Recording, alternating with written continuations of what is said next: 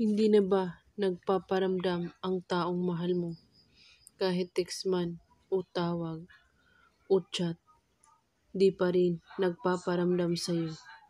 At gusto mo ba na magpaparamdam siya sa'yo agad-agad? Gawin ito sa taong hindi na nagpaparamdam sa'yo. At kapag nagawa mo ito, siguradong magpaparamdam siya sa'yo araw-araw. At kailangan gumawa kayo nito ay magpo-focus at magko-concentrate. Walang ibang iniisip at pagdududa sa ginagawa.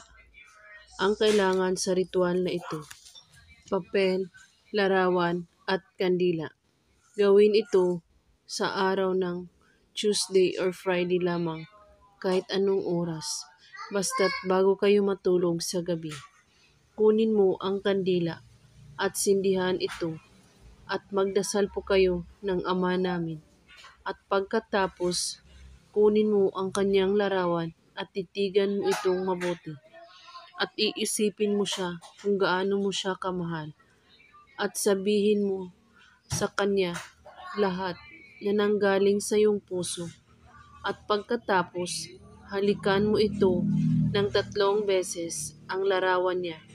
At ibalot mo ito sa papel, ang larawan. At ihipan mo ang kandila. Itago mo ang papel sa ilalim ng iyong unan. At higaan ito.